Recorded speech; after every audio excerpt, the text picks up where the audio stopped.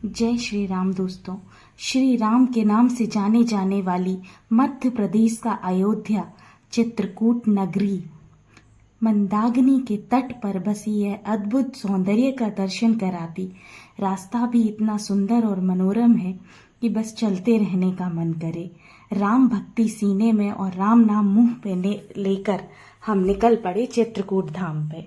यहाँ पर हम एमपीटी टूरिज्म के बंगले में आके रुके, जहाँ पे आपको हर एक जगह मिल जाएगी। यह सुंदरता और सेफ्टी की दृष्टि से बहुत ही अच्छा है। कुछ ही कदम दूरी पर रामघाट है। यहाँ का नाश्ता और खाना बहुत ही टेस्टी है। नाश्ता करके हम निकल चुके हैं रामघाट के लिए। राम भक्ति सीने में और राम नाम मुंह पर लेकर जब हमने इस पवित्र नगरी के दर्शन किए तो मन में राम भक्ति स्वतः ही जागृत हो जाती है। दोस्तों, मंदाकिनी का यह तट अद्भुत सौंदर्य लिए हुए है और हजारों रहस्य समाये हुए हैं। राम के चरणों की धूली लिए हुए यह घाट बहुत ही सुंदर प्रतीत होता है। यहाँ पे आपको राम घाट के तट पर बसे हुए सारे मंदिरों का दर्शन कराने का ठेका इन नाविकों ने ले रखा है और यह केवट आपको इतनी सुंदर नाव में बिठाएंगे कि आपको स्वतः ही फील होगा कि कोई राजा महाराजा हैं। दोस्तों, यह मंदाकिनी नदी सावन के महीने में अपने पूर्ण सौंदर्य पर होती है और आप इसमें दर्शन कर सकते हैं। राम घाट के तट पर बसा हुआ यह बनवासी राम मंदिर अपनी सौंदर्यता से अद्भुत भक्ति की बयां कर रहा है और इस भक्ति में आपको इस मंदिर पर श्री रामचंद्र जी और लक्ष्मण बनवासी के रूप में दर्शन देंगे और मैया सीता अद्भुत सौंदर्य के साथ पूर्ण श्रृंगार में दर्शन देंगी, क्योंकि यहाँ पर अहिल्या माता ने ही माँ सीता को दिव्य वस्त्र और पूर्ण श्रृंगार का सामान प्रदान किया था और यही वो स्थान है जिस स्थान पर माँ अहिल्या ने मैया को बिठाकर पूर्ण श्रृंगार किया था और कहा था कि सुहागन स्त्री कभी श्रृंगार से अधूरी नहीं रहती। यहाँ पर बैठे हुए पंडित जी ने हमें ये सारी कथाएं बहुत अच्छे से सुनाई। यहाँ से निकल के हम उस स्थान पर पहुंचे जहाँ पर यह कहावत है कि चित्रकूट के घाट पे भई संतन की भीड़, तुलसीदास चंदन घिसे तिलक करत रघुवीर। और यहाँ पे तुलसीदास जी को श्री हनुमान जी ने तोता के रूप में दर्शन दिए थे और श्री रामचंद्र जी की पहचान कराई थी। इस अद्भुत दृश्य को देखकर मन हनुमान जी की भक्ति में पूर्णतः गदगद हो जाता है। अब हम चलते हैं जहाँ पर श्री रामचंद्र जी ने माँ सीता के साथ और लक्ष्मण जी के साथ लगभग 11.5 साल बिताए थे। यहाँ पर पत्तों की कुटी बनाकर यहीं पर रहे थे। बाद में यहाँ पे मंदिरों का निर्माण हुआ। यहाँ पे एक मंदिर श्री लक्ष्मण जी का है और एक मंदिर श्री रामचंद्र जी का है। श्री लक्ष्मण जी के मंदिर के दर्शन में भी अद्भुत भक्ति उमड़ती है, क्योंकि यहाँ पर 14 वर्ष की निंदा का त्याग करके और अन्न का त्याग करके श्री लक्ष्मण जी ने श्री रामचंद्र जी की सेवा में रात दिन बिताए थे। और हालांकि यह भी है कि जब श्री लक्ष्मण जी ने निंदा का त्याग किया और अन्न का त्याग किया तो रावण के पुत्र मेघनाद की मृत्यु का भी कारण यही बने, क्योंकि उसे वरदान था कि जो 14 वर्ष तक नींद का त्याग और अन्न का त्याग करेगा वही उसकी मृत्यु का कारण बनेगा। इसके पश्चात श्री लक्ष्मण जी के चरण स्पर्श का सौभाग्य आज मुझे प्राप्त हुआ। इसके पश्चात हम श्री रामचंद्र जी के दर्शन के लिए निकल पड़े और यहाँ अद्भुत सौंदर्य के साथ श्री रामचंद्र जी माँ सीता के साथ विराजे हैं। यहाँ पे पंडित जी आपको पूरी तरीके से गाइड कर देंगे।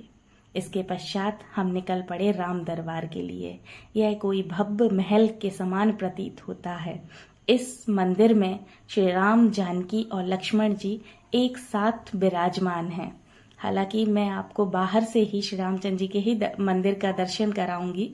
अंदर भगवान के गर्भगृह में कैमरा ले जाने की अनुमति नहीं दी गई थी, इसलिए बाहर से ही इनके दर्शनों का लाभ प्राप्त करें।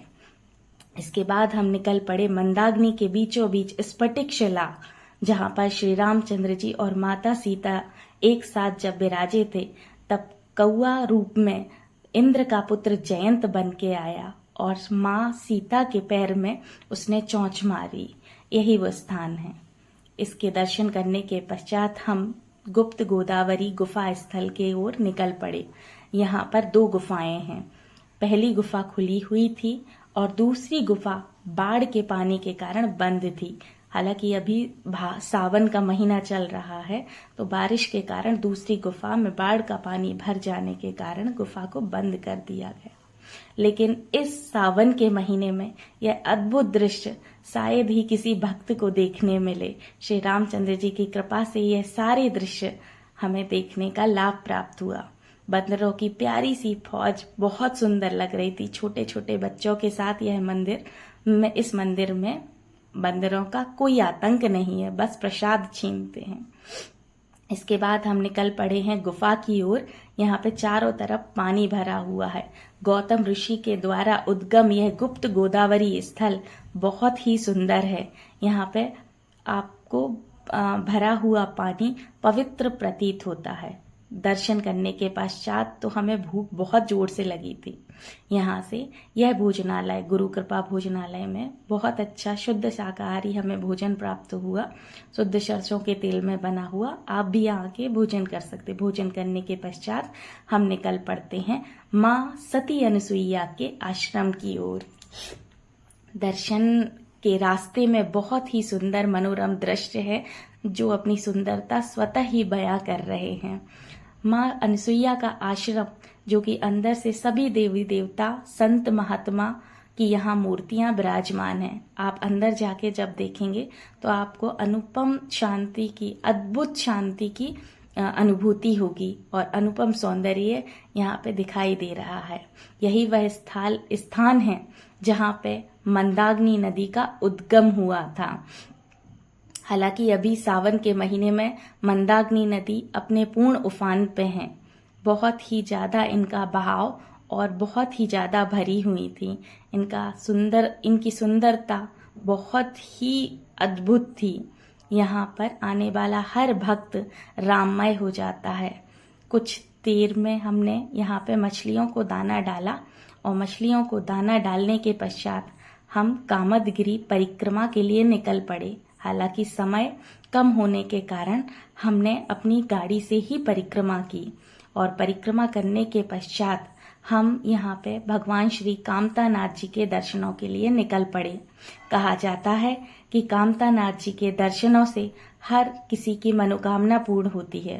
तो दोस्तों, अगर आप चित्रकूट नहीं आए हैं तो हमारे इस वीडियो के माध्यम से कामतानाथ जी के दर्शन करिए।